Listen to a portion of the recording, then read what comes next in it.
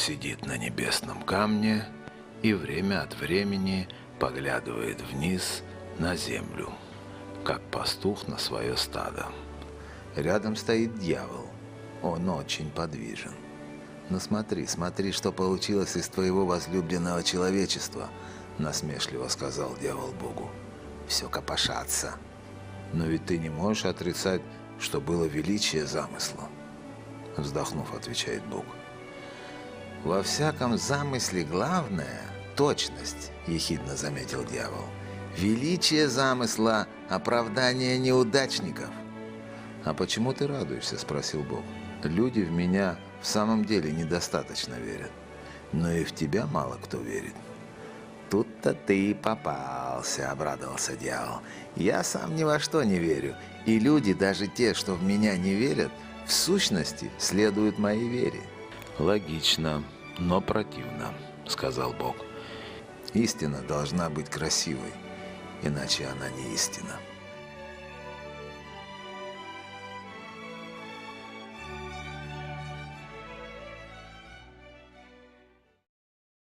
85 лет тому назад в Абхазии в Сухуме родился Фазиль Абдулович Искандер. Этот возраст солиден даже по абхазским долгожительским меркам. Искандер давно уже возведен в ранг патриарха и властителя дум, как на малой родине, так и в России, где живет большую часть своей жизни. А если судить по переводам его произведений на разные языки народов мира и многочисленные международные премии, то получается, что его епархия простирается почти на весь земной шар. Это получилось само собой, у меня мать абхазская, отец тоже был наполовину абхазец. В детстве они между собой говорили по-абхазски, с нами, с детьми, говорили тоже по-абхазски, но мы, дети, между собой говорили, кстати, по-русски. Почти каждый год в детстве я бывал в деревне, у себя в Чегеме, скажем так. И, конечно, я все лето слышал не только абхазскую речь, я слышал там и армянскую речь, и турецкую речь, и греческую речь. Но, естественно, я обогащал этим абхазский язык. А во время войны я вообще весь год жил в деревне, один целый год. Вот источник моих знаний, но, кстати говоря, в те времена я вообще не стремился ни никаким знанием языка, я просто говорил на нем, это был мой язык. До появления литературного искандеровского Сухума город отстраивали кирпичом, произведенным на заводе Ибрагима Искандер, деда Фазиля Абдуловича, перса по происхождению, женатым на абхазке. А до этого у города были еще 2500 лет истории, то в статусе Порто-Франко открытого города, то морского порта, нескольких сменявших друг друга империй. К сожалению, тот старый Сухум постепенно исчезает, а литературный, можно надеяться, будет существовать много дольше.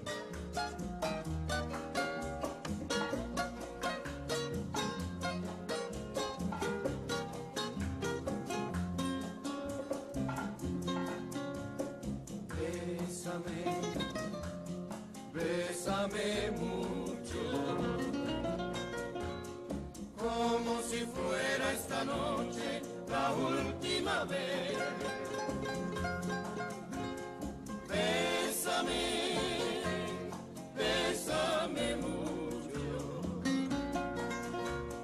que tengo miedo perderte, perderte después. Сейчас Сухум – столица абхазского государства, которое возникло в результате победы в кровавой войне с Грузией в начале 90-х годов. А в 8-10 веке Абхазия была самостоятельным государством, пока не утерялась в жерновах исторических обстоятельств. Но спустя 1000 лет колесо истории сделало круг и вернуло государственность абхазам. От тех славных времен по всей Абхазии остались величественные развалины крепостей и христианские храмы. Такова среда обитания, где родился и вырос Фазиль Искандер. Фазиль возникает на почве. И это не этот термин почвенник, который нам спустили сверху тоже. В этом плане к нему не подходит. А он возник именно на почве абхазской, безусловно. на почве своего детства, своей деревни. И понятия не имею, я думаю, еще о Йокнапатафе Фолкнера или прочих. Он, значит, вот этот Чидем в нем родился, как особая страна, как и эти индурцы, и все. Вот. В общем, он родил материк какой-то. Первое, что я прочитал «Созвездие Госслатура», и очень смеялся, очень был счастлив. И признал его тут же, значит. Но это было значительно позже нашего знакомства. Вот так оно произошло.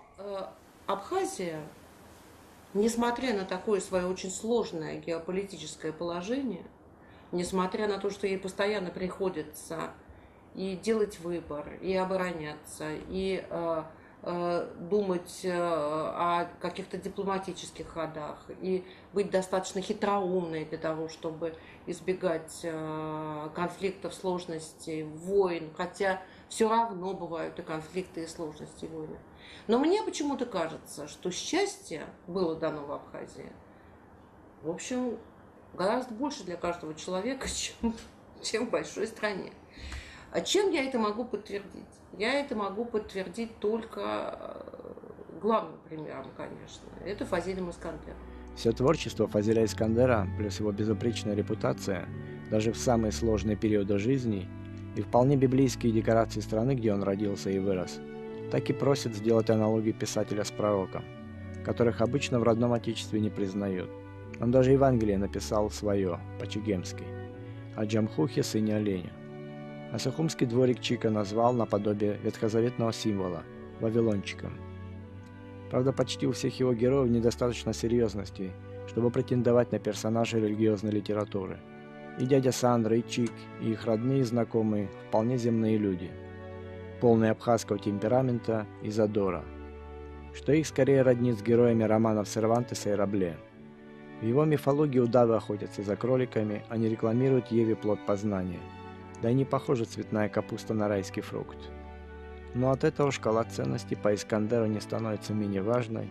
Наоборот, его понятие добра и зла ближе современному человеку своей природы.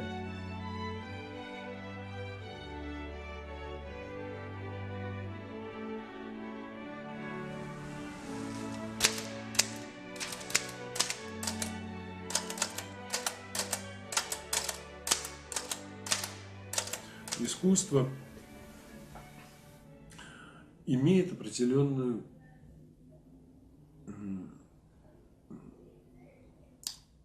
цель и определенные средства. То, что объединяет все виды искусства, это то, что предметом искусства является человек. Даже в каких-то опосредованных вещах. Причем человек в его трагической сущности. Почему человек трагический человек? Трагическая сущность человека. Потому что это Адам, изгнанный из рая. И все искусство, оно имеет целью показать пути возврата человека в этот рай. И мы смотрим масштабность личности художника. Он насколько соответствует вот этому главной цели искусства. Если он далек, ну, это его место. Или он, наоборот, очень близок. И вот Фазиль, у Фазиля это главное есть в его творчестве. Это и есть его предмет раздумий всей его творческой жизни. И это неисчерпаемая вещь. Фазиль Искандер совершенно чудесный и не уникальный, конечно, но очень редкий случай, когда национальное перешагивает национальные границы. Когда про Искандера, можно, конечно, про Искандера сказать абхазский писатель, но это неверно. Это неверно. Так же, как про Диккенса нельзя сказать, что он английский писатель. Да, на языке, да, на фактуре, на русском языке, на абхазской фактуре, но сила, мощь писательского таланта пластический дар, дар писать характеры, дар сатирика, мощный дар писателя, и лирика, и сатирика сделал его, конечно, явлением совершенно перешагнувшим национальное. Это в каком-то смысле мечта для писателя. Да, Йокнопатова, да, фолкнеровская. Человек пишет про то, что он знает. Человек может не выезжать, да, со своего клочка земли, как Кант не выезжал из Калининграда, как Фолкнер недалеко уезжал из Джефферсон. Да. Вот человек пишет о том, что он знает, о том небольшом кусочке жизни и мира, который он знает, но он знает это так хорошо, и он так это чувствует, связь этого кусочка мира со всем миром, что вдруг оказывается, это Йокнопатов, или это Макондо, как у Маркеса, да? Или этот Чегем, вдруг оказывается частью огромного большого мира. И уже совершенно мгновенно, как первая ступень у ракеты, да, вторая, третья, это выходит на какую-то совершенно другую орбиту. И уже, ну, абхазский, ну да, но это уже часть, это уже мелкая подробность. Это мировая литература. Это мировая литература с характерами, с интонацией, с судьбой. Чегем стал в этом смысле парадоксальным образом вот просто в один ряд с Йокнопатов и Макондо, с теми вымышленными населенными пунктами, да, которые стали символом, ну, настоящей писательской фантазии, настоящего писательского творчества. Когда это живое настолько, что уже нельзя представить, что этого не было. Мы там были все, благодаря Искандеру мы там все были. Он построил дом, значит, он стремился именно быть поэтому дома. То есть, а домом стала вся Абхазия. Так что это, можно сказать, однопадска. Как бы вот накрыл ее и переплел, значит, ветками. И там раздача идет какая-то. Ну вот Сандро из Чегема я считаю одним из величайших романов вот того. Я все про него не могу сказать, что он в прошлый век не привык. Потому что вся моя жизнь прошла все-таки там, как и у Фазиля, в 20 веке. Вот 20 век, значит, где-то, ну, Швейк, скажем, но Швейк более сатиричен.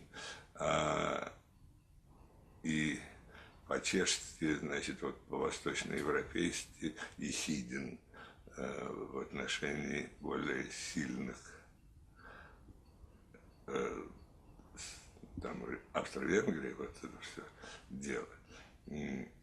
А здесь я не могу сказать, что даже империя присутствует в каком-то образе зла. Нет. Она существует каким-то плавающим островом. Но в этой картинке уместилось все. И Сталин, и Ленин, и все он туда все равно как-то хорошо воспользовался специями империи для того, чтобы начинить этот кусок мяса. Потомки Ибрагима Искандер уже были абхазами с красивой персидской фамилией. В сталинские времена именно необычная фамилия и происхождение стали причиной депортации отца писателя в Иран. Кроме высланного отца, еще двое дядей Фазиля Абдуловича были арестованы и не вернулись из лагерей. Но семейная трагедия не стала причиной озлобленности к стране, к режиму и людям вообще. Наоборот, она выработала в будущем писателе повышенное чувство справедливости и, возможно, стала одной из главной мотиваций борьбы со злом необычными методами – юмором, теплотой и мудростью. Сандро из Чегема – история семьи, история рода, история Абхазии 20 века, сказал как-то сам писатель. И даже живя давно в России, Искандер ощущает себя частью своего народа, болея за него в кризисы, радуясь его победам и думая о его будущем.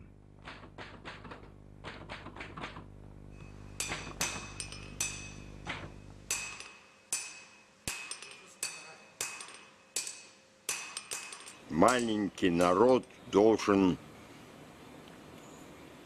обладать гораздо большей субъективной энергией, чем большие народы.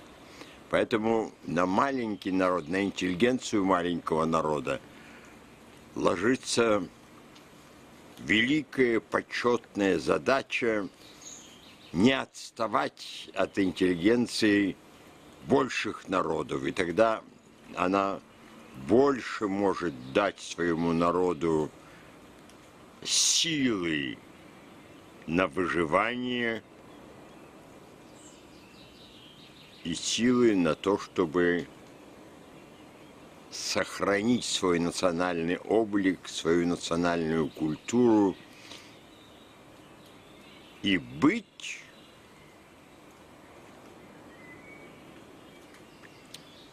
в этом, к сожалению, достаточно циничном и торгашеском мире просто, грубо говоря, конкурентоспособными. А для этого требуется, чтобы в среднем представитель маленького народа обладал гораздо большей жизненной энергией, чем представители большого народа. Представители большого народа, они как бы могут себе позволить некоторый исторический отдых, думая о том, что мы такие большие, среди нас всегда найдутся те, кто за нас решат проблемы. А представители маленького народа, и, скажем, интеллигенция маленького народа должна понимать, какая перед ней ответственность.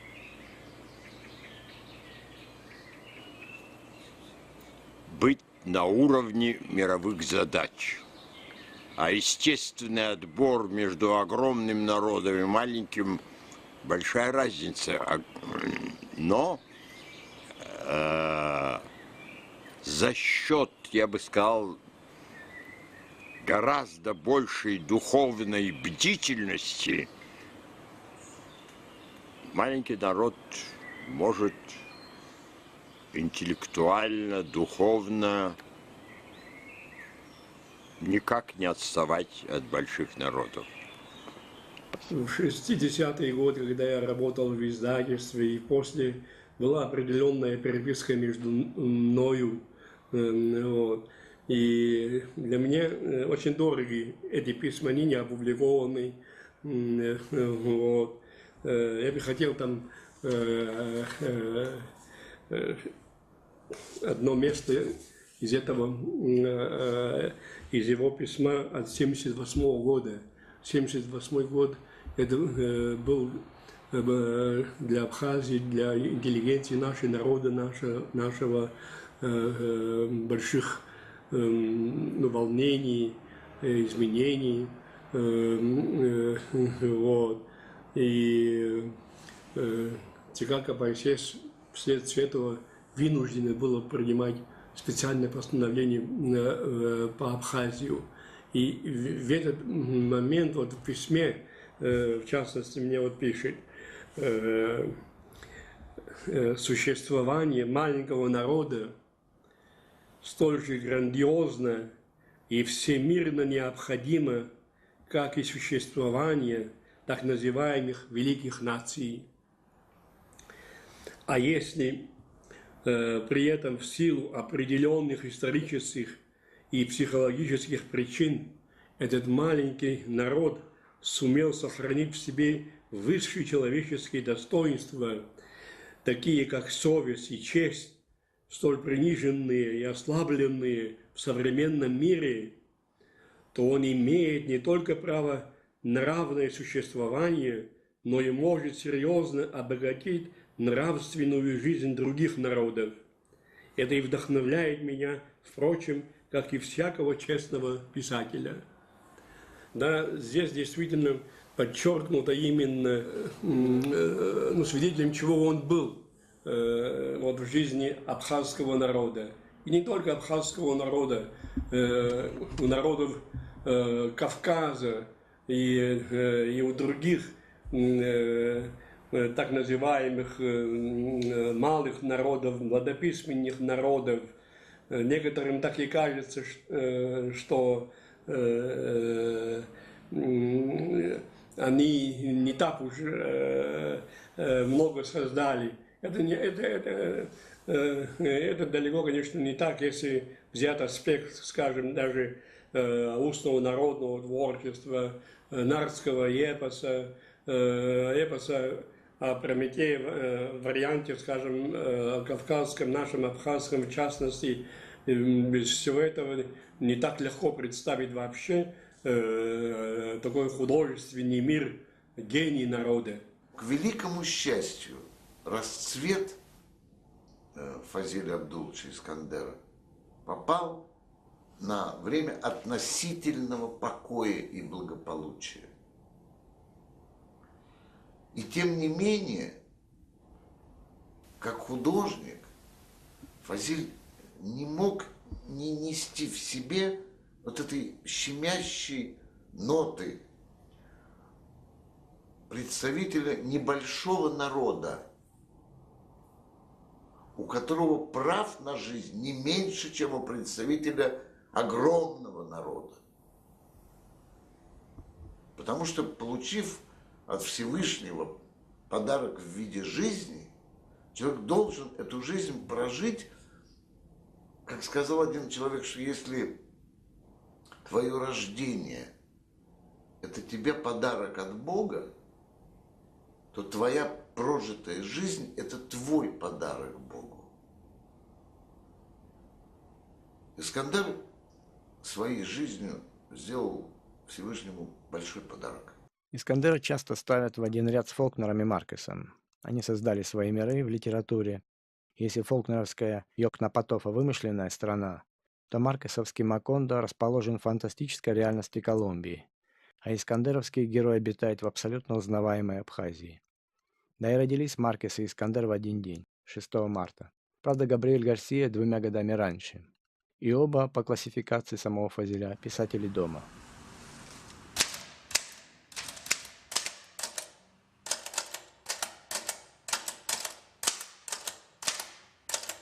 То, что касается Фазиля Искандера, это такой приход совершенно удивительного мастера, который рожден и этой уникальной природой, и этой уникальной землей, и соединением этой природы со всеми вот этими культурами, о которых я говорила, они все так или иначе присутствуют у Искандера. И, конечно же, он по даже геополитическому положению Абхазии соединен и с испанской культурой, и с южно-французской культурой, и с итальянской культурой. Вот, как бы, вот эти родные культуры и родные литературы для Искандера. Но он еще и к тому же великолепно владеет русским языком. Он думает по-русски, когда ему надо. Он пишет по-русски, он владеет русским языком виртуозно, гораздо лучше, чем многие из нас. Но вы знаете, есть примеры. Осип Мандельштам вырос в еврейской семье, в которой по-русски, в общем, говорила только мать, а отец говорил на очень ломаном, на очень плохом русском языке. И тем не менее, Осип Мандельштам – лучший русский поэт XX века. Таким образом, и Фазиль Искандер занимает место, уж пусть простит меня абхазский народ. Я-то считаю, что лучшего прозаика, который пишет на русском языке, второй половины XX века. В общем, для меня просто исключительного. Я считаю, что для нашей культуры удивительного и уникального явления. Потому что он смог вот эту культуру Средиземноморья, о которой я говорила, приблизить к нашим северным пределам. Он один справился с этой задачей. Потому что русские, которые жили вот там вот рядышком, ну, скажем, там Краснодарский край возьмем, Ростовская область, еще что-то, тоже южные люди вроде бы тоже с таким же темпераментом нет, не получилось. Получилось там региональные литературы, региональные писатели. Я прошу прощения, не хочу, никого не хочу обидеть. А тут получилось вот это. Он один выполнил работу, которую, ну не знаю, выполнял Пушкин, приближая французскую культуру к русской. Он же выразительно совершенно сделал вот этот рывок Пушкин для русской культуры. Вот Искандер для русской литературы, для русской культуры сделал такой сильный рывок. Именно поэтому его роман «Сандро из Чегема» сопоставим с самыми такими архетипическими романами того же самого Средиземного моря, которое является собой колыбель европейской культуры. После всесоюзного успеха «Созвездия Козлатура» Искандер переехал в Москву, но продолжал писать об Абхазии. Страна, зажатая между морем и горами, пережившая в своей истории многочисленные нашествия и мор, сумела сохранить свою идентичность, благодаря патриархальному взгляду на жизнь и стойкую веру в свое предназначение. Кавказская война ураганом прошлась по Абхазии, разметав большую часть наций по всему свету, а 20 век, начавшись с Большого снега, как бы предопределил столетия новых испытаний и трагедий для небольшого народа. Но, вероятно, именно эпоха глобальных перемен и порождает масштабные личности. «Эх, время, в котором мы стоим», — часто говаривали чегемцы. Родина стала малым аналогом глобальных процессов, происходящих в стране Советов. В ней тоже прошла коллективизация, и, как во всей стране, видели даже в ближнем шпиона. Но все это было как бы по-южному, без надрыва. Трагедия вплеталась в притчу, и от этого, не теряя сути, становилась мудростью. Это простоватый способ изложения, неторопливый. Этот спрятанный юмор, у него же не поскальзываются и не падают в лужу, и очень мало комедий положения. Это все комедии характеров, это все комедия, какая-то высокая комедия. Это все комедия, очень завязанная на лирике и очень завязанная на печали. Это юмор искандеровский, очень мягкий юмор. Очень мягкий юмор. Он иногда говорит об очень жестких вещах, но вот Восток тут дает себя знать. И есть мягкость интонации, даже когда он говорит об очень серьезных вещах. 85 лет. В России надо жить долго, сказано. Но, кстати говоря, и случай Искандера еще и счастливый потому, что он давным-давно, не просто при жизни, а давным-давно стал для своей страны незаменимым. Абхазия стала и место обитанием главных своих литературных героев – мальчика Чика и дяди Сандро, которые переживали вместе со страной революцию, коллективизацию, войну, оттепель и затем застой. В этот литературный калейдоскоп попали вожди, генсеки и другие официальные лица. Так принц Ольденбургский приятельствовал с дядей Сандро, а Сталин уходил с награбленной добычей по верхней Чегемской дороге. А судьбу семьи Ульяновых чегемцы воспринимали как личную трагедию. Никиту Сергеевича за разоблачение культа личности дружески называли хрущитом. Тем более он часто наезжал в гости в абхазские деревни. Небольшая субтропическая республика просто клондайк для исторической беллетристики. Но Искандер сделал Абхазию не просто декорацией эпохи, а самодостаточной вселенной, где исторические вымышленные персонажи разыграли великую мистерию о 20 веке.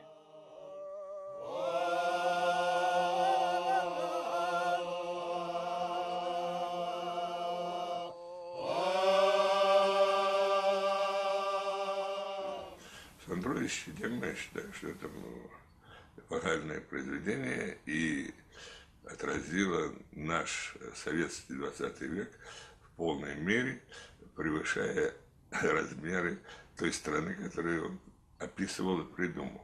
Вот это замечательное уменьшение и увеличение, как будто он умел одновременно поднести глазу и телескоп, и микроскоп. Вот и что тогда можно видеть, такой съемки еще не придумано. Значит, но, кстати, структура мира видна и при уменьшении, при увеличении, и становится подобной. И галактики, и микробы. Это известно. Значит, вот эта способность перевернуть бинокль, она у него наличествовала в Сандро в огромной мере. Ну, конечно, он плохо, просто он ничего не написал. Очаровательные там повести о Чике, о детстве и так далее. Но они для меня заслонены все-таки Сандро и Щедема. И еще образ самого Сандро. Это герой. Герой литературный это довольно трудное понятие, учитывая опыт, кстати, классической русской литературы. Он никогда не получался. А Сандро – это герой. Вот в чем все дело. Значит, ну вот как Дон Кихот герой, и вот такого типа герой. То есть в этом плане он усвоил и какие-то уроки. Вот тут, может быть, его другая национальная принадлежность и сказалась. То есть национальный характер, он же сохраняется лучше в углах, как староверческая деревня где-нибудь до сих пор живет в XVI веке. И дело в том, что Фазиль Искандер, вот этот вот смеющийся мир юга, тот, который Бахтин описал в своей книге о Рабле, этот южный карнавал, этот удивительную перемену масок, эту удивительную перемену, кто начальник, кто подчиненный, вот это удивительное чувство свободы человека, которое есть у Рабле, например, да? Или которое есть, конечно же, в Дон Кихоте у Сервантеса. Он это чувство свободы тоже принес через своего удивительного героя Сандро из Чегема. Поэтому независимость, свобода, красота, солнце, экологически чистая ниша, происхождение, удивительный слух к русскому языку, удивительная вот такая одаренность впитывать чужую, в общем-то, другую культуру и ощутить себя в ней своим, это, конечно, дар немногих. У нас был пример в XIX веке, это был Гоголь. Абхазия – аналог бытия человечества, как-то сказал Фазиль Искандер. Это ключ к пониманию его творчества. Маленький народ, как и все человечество, переживает исторические фазы своего существования, кардинально меняя восприятие себя и окружающего мира.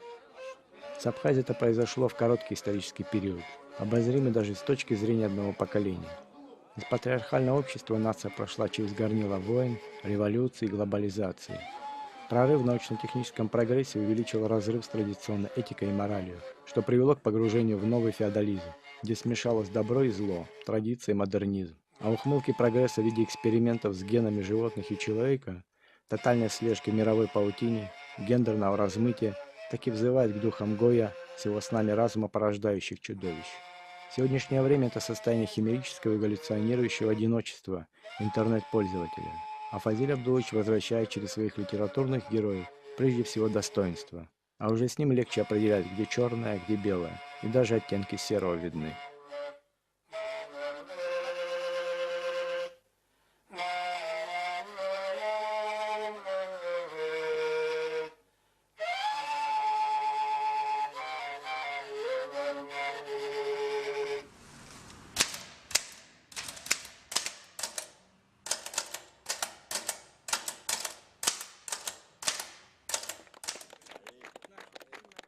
В общечеловеческом плане национальное чувство в моей душе не возникает, а в этическом я все же чувствую себя абхазом.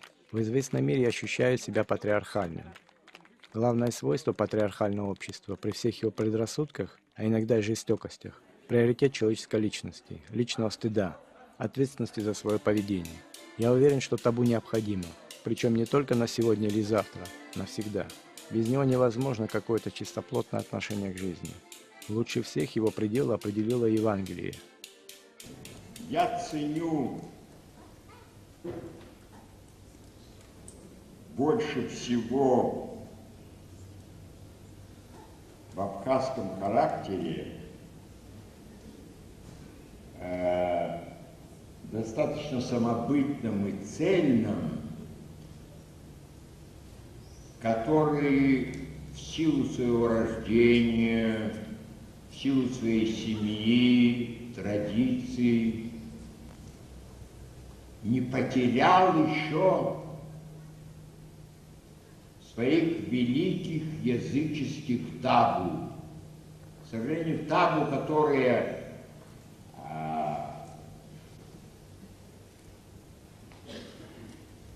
создает религия, как и сама религия, человечеством плохо усваивается пока. И вот те, кто следует этому табу, понимают, что хорошо, что плохо, что высоко, что низко. В абхазском языке особое место занимает слово «аламс», то есть совесть. В высшем смысле абхазцы издревле, конечно, сейчас уже многое изменилось, более всего поклонялись этому слову, и лучшие из них следовали ему. Сегодняшней Абхазии Фазиля помнят и любят. В силу возраста он редко бывает на родине. Его литературные герои поселились на набережной Сухума в виде бронзовых скульптур, названий кафе и сорта вина. Даже монета была выпущена к его 80-летнему юбилею. Существование такого великого явления, как Искандер, лишний раз оправдывает существование такого маленького народа, как абхазы. И то, что маленькие нации не просто кружевной завиток на прекрасном ковре мировой цивилизации.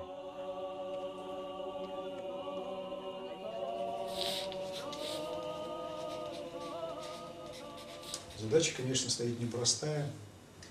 Создать монету, посвященную юбилею Фазиля Искандера. Это, конечно, наверное, самое малое то, что мы можем себе позволить, чтобы отметить его просто огромнейшие заслуги перед Абхазией, ее культурой, ее народом, да и вообще перед мировой культурой.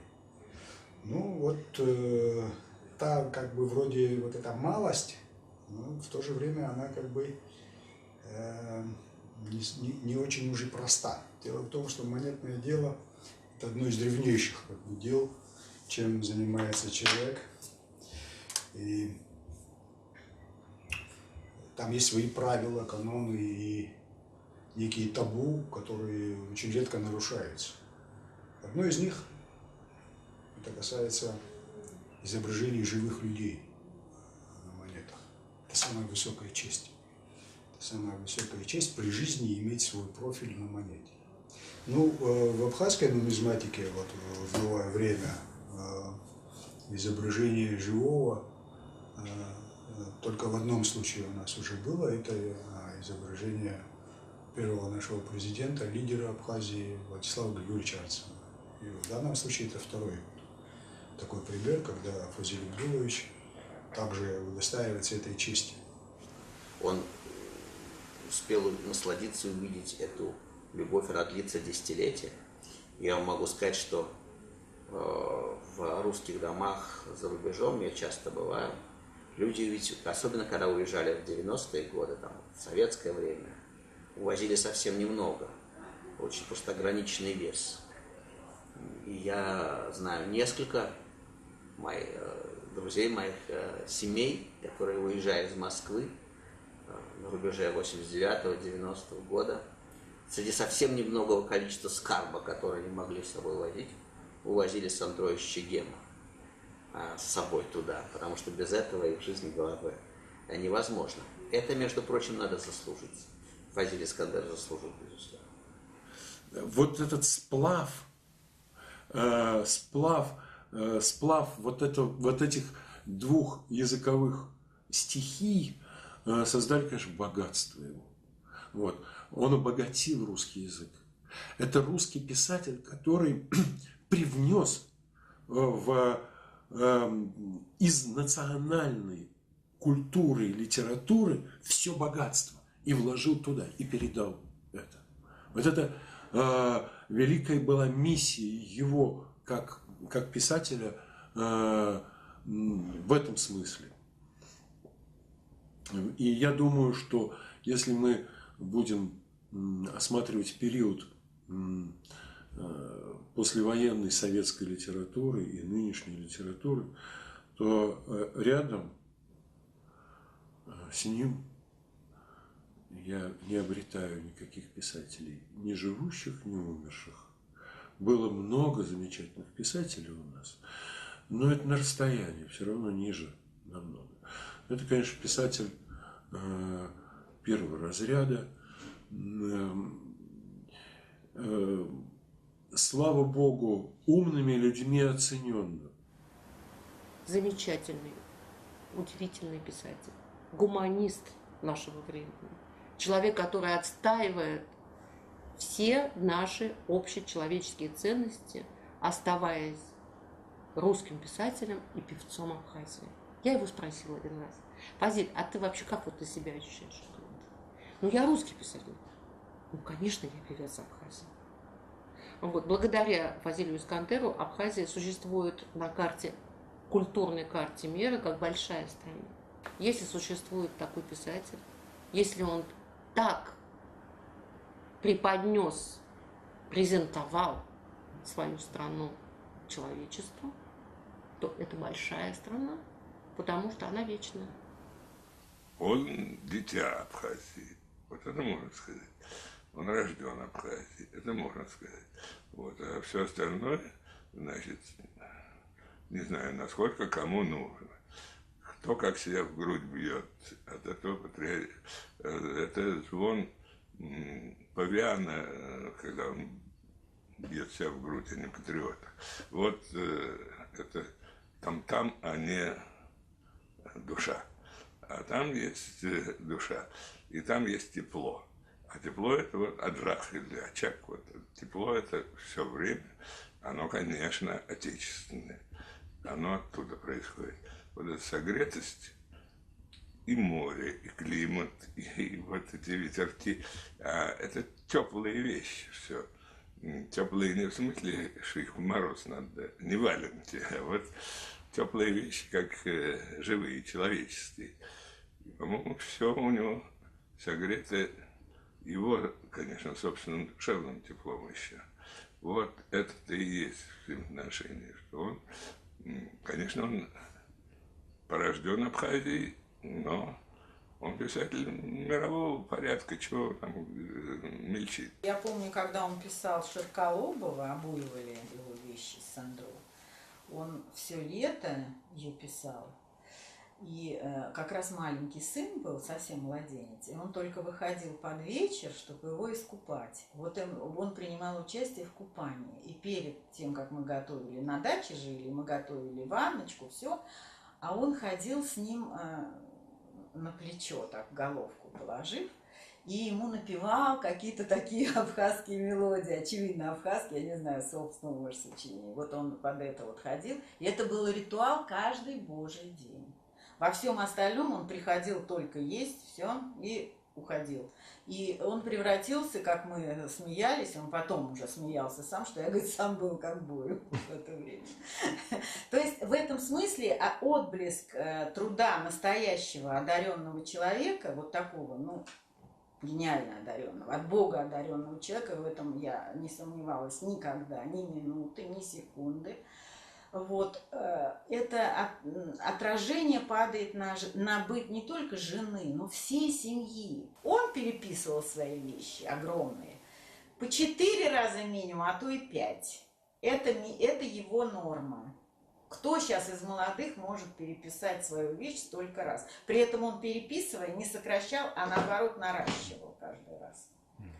Поэтому он трудяга был, конечно. А это я видела изнутри, и я знала, что это труд. Даже если он не постоянен, а он не постоянно работал кусками, то это покрывало все. Потому что он очень много сил отдал. Я свидетель. Я просто свидетель.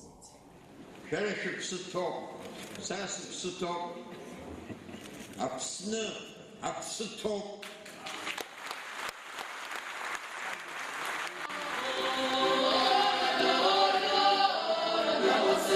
Вася!